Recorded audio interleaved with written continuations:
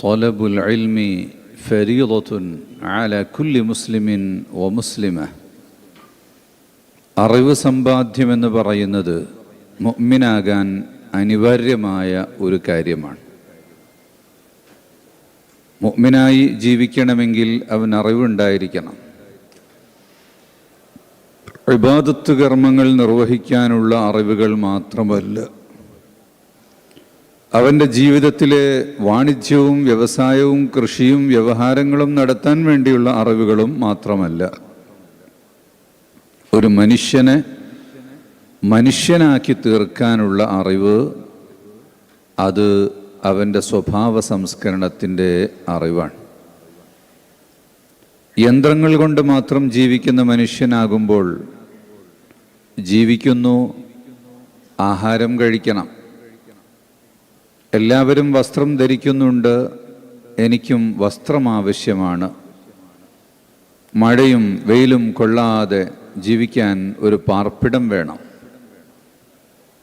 പണമുണ്ടാക്കണം, പണമുണ്ടാക്കാനുള്ള മാർഗങ്ങൾ കൃഷിയെങ്കിൽ കൃഷി, വാണിജ്യമെങ്കിൽ വാണിജ്യം, വ്യവസായമെങ്കിൽ വ്യവസായം,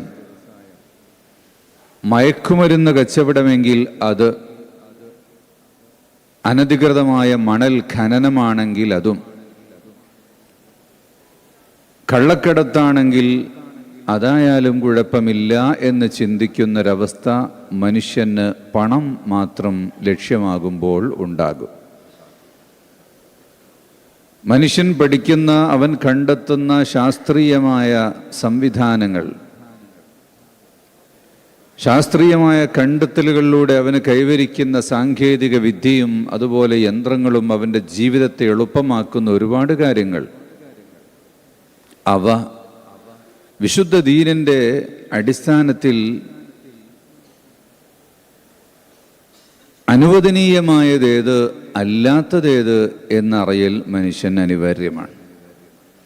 അപ്പോൾ മാത്രമേ അവൻ്റെ ജീവിതത്തിൽ ഒരു മുസ്ലിമായിട്ട് അവന് ജീവിക്കാൻ കഴിയുകയുള്ളൂ. അതോടൊപ്പം മനുഷ്യനെ അവനെ നിയന്ത്രിക്കുന്നത് അവൻ്റെ ആത്മാവ് ആണ്. ആത്മാവിൻ്റെ സ്വഭാവങ്ങളാണ് മനുഷ്യ ശരീരത്തെ പ്രവർത്തിപ്പിക്കുന്നത്. അല്ലാഹു സുബ്ഹാനഹു വ തആല, സർവാധിരാജനായ റബ്ബ് തആല ഈ ബ്രഹ്മാണ്ഡ കടാഹങ്ങളെ പടച്ച് പരിപാലിക്കുന്ന റബ്ബ് മനുഷ്യനെ പടച്ചതിൽ ഒരു ലക്ഷ്യം പ്രഖ്യാപിച്ചിട്ടുണ്ട്. അത് അള്ളാഹുവിനെ അറിഞ്ഞ് ആരാധിക്കുക എന്നുള്ളതാണ്. ആ മനുഷ്യൻ ഏതു രൂപത്തിൽ നടക്കണം എന്നതിവിടെ പഠിപ്പിക്കാനാണ് ദൂതന്മാരെ അയച്ചിട്ടുള്ളത്. റസൂലുള്ളാഹി സ്വല്ലല്ലാഹു അലൈഹി വസല്ലം തങ്ങൾ പറഞ്ഞു, ഞാൻ ഈ മനുഷ്യനെ മനുഷ്യനാക്കി തീർക്കുന്ന അറിവുകൾ പഠിപ്പിക്കാനാണ് വന്നിട്ടുള്ളത്. നോബിൾ ക്യാരക്ടേഴ്സിൻ്റെ പെർഫെക്ഷന് വേണ്ടിയാണ് ഞാൻ വന്നിട്ടുള്ളത്. അതുകൊണ്ട് യഥാർത്ഥത്തിൽ മനുഷ്യൻ മനുഷ്യനാകുന്നത് അവന് ക്ഷമിക്കാൻ കഴിയുമ്പോഴാണ്. അസ്സബ്റു, ക്ഷമയാണ് മനുഷ്യൻ്റെ ഏറ്റവും പ്രധാനപ്പെട്ട ഒരു ക്വാളിറ്റി ആവേണ്ടത്. അസ്സബ്റു നിസ്ഫുൽ ഈമാൻ, ഈമാനിൻ്റെ പകുതി ക്ഷമയാണ്. അസ്സബ്റു ഇൻദ സ്വദമത്തിൽ ഊല, ക്ഷമയെന്ന് പറയുന്നത് തനിക്ക് ഉൾക്കൊള്ളാൻ കഴിയാത്ത കാര്യങ്ങൾ ഉണ്ടാകുന്ന ആ സമയത്താണ്, മുസീബത്തുകൾ പറ്റുന്ന ആ സമയത്താണ്. എല്ലാം കഴിഞ്ഞതിന് ശേഷം ക്ഷമിക്കാം എന്ന് പറയുന്നത് ക്ഷമയാവുകയില്ല. അതുപോലെ സഹനമാണ്. വെയിലും തണുപ്പും, ഘോരഘോര മഴയും അതികഠിനമായ ചൂടും, പ്രകൃതിയിൽ അല്ലാഹു തആല ഇതെല്ലാം സംവിധാനിക്കുന്നത് മനുഷ്യൻ്റെ ഗുണത്തിനു വേണ്ടി തന്നെയാണ്. അതുപോലെ സാമ്പത്തികമായ ഞെരുക്കങ്ങളും ക്ഷാമവും പട്ടിണിയും ദുരന്തങ്ങളും പ്രയാസങ്ങളും രോഗങ്ങളും എല്ലാം സഹിക്കാൻ മനുഷ്യന് കഴിയണമെങ്കിൽ ഇതിനെല്ലാം മേലെ സർവാധിരാജനായ അല്ലാഹുവാണ്, അവൻ ചെയ്യുന്ന കാര്യങ്ങളാണ്, അതെന്തും എനിക്ക് സ്വീകാര്യമാണ് എന്നവന് വിശ്വാസമുണ്ടാകണം. അല്ലാഹുവിലുള്ള വിശ്വാസമാണ് മനുഷ്യന് ക്ഷമ നൽകുന്നത്, കോപത്തെ നിയന്ത്രിക്കുന്നത്. കോപത്തെ നിയന്ത്രിക്കാൻ കഴിയാത്തവൻ, അവൻ ഭൂമി നശിപ്പിക്കും, അവൻ എന്തും തച്ചുടക്കും, എല്ലാറ്റിനെയും ഇല്ലായ്മ ചെയ്യും, പിന്നീടവൻ ഖേദിക്കും. ആ സമയത്ത് വിവേകത്തോടുകൂടി ചിന്തിക്കുന്ന മനുഷ്യനാണെങ്കിൽ അവൻ്റെ കോപത്തെ കൺട്രോൾ ചെയ്യും. ഏറ്റവും ശക്തവാൻ ആരാണ്? റസൂലുള്ളാഹി സ്വല്ലല്ലാഹു അലൈഹി വസല്ലം തങ്ങൾ പഠിപ്പിക്കുന്നു, അവൻ കോപത്തെ കൺട്രോൾ ചെയ്യുന്നവനാണ്. അതാണ് ശക്തി എന്ന് പറയുന്നത്. കോപത്തെ കൺട്രോൾ ചെയ്യാൻ വേണ്ടി സാധിക്കണം.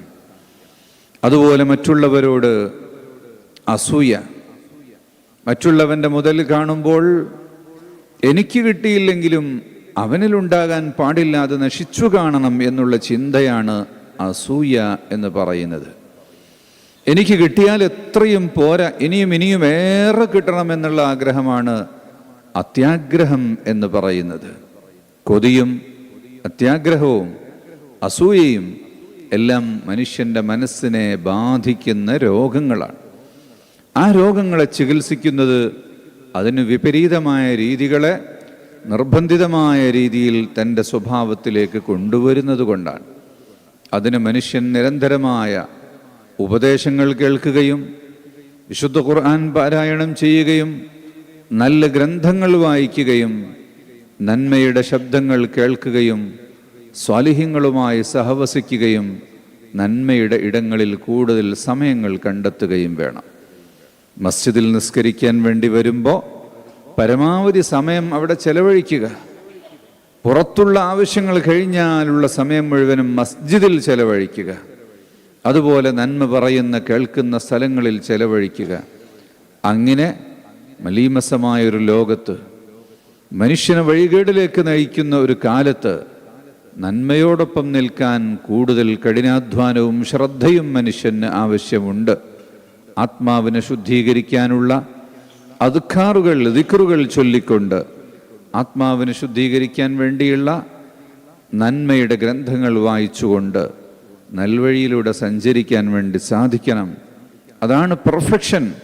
അല്ലാതെ ഒരാൾ ഗ്രാജുവേറ്റായി, പോസ്റ്റ് ഗ്രാജുവേറ്റായി, PhD ആയി, പോസ്റ്റ് PhD ആയി എല്ലാമായിട്ടും അറിവുകളുടെ കൂമ്പാരം, കടലാസുകളുടെ ആധിക്യം എന്നല്ലാതെ അവനെ അത് മനുഷ്യനാക്കി തീർക്കുന്നില്ല.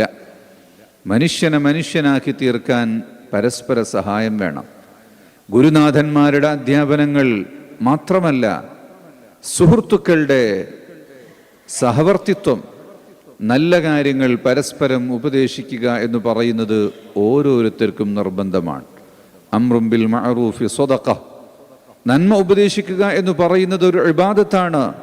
വനഹിയുൻ അനിൽ മുൻകരി സ്വദഖ, ചീത്ത വിരോധിക്കുക എന്ന് പറയുന്നതും ഒരു ഇബാദത്താണ്. അതുകൊണ്ട് ഒഴിച്ചുകൂടാൻ പറ്റാത്ത കാര്യങ്ങളായി കണ്ട് നിന്റെ കൂടെ നിൽക്കുന്നവരോട്, അയൽവാസികളോട്, സഹപാഠികളോട്, സഹകച്ചവടക്കാരോട്, സഹപ്രവർത്തകരോട് നന്മ ഉപദേശിക്കാനും തിന്മ വിരോധിക്കാനും നീ തയ്യാറായാൽ ഈ നാട് നന്നാകും. അള്ളാഹു നല്ലവരിൽ പെടും.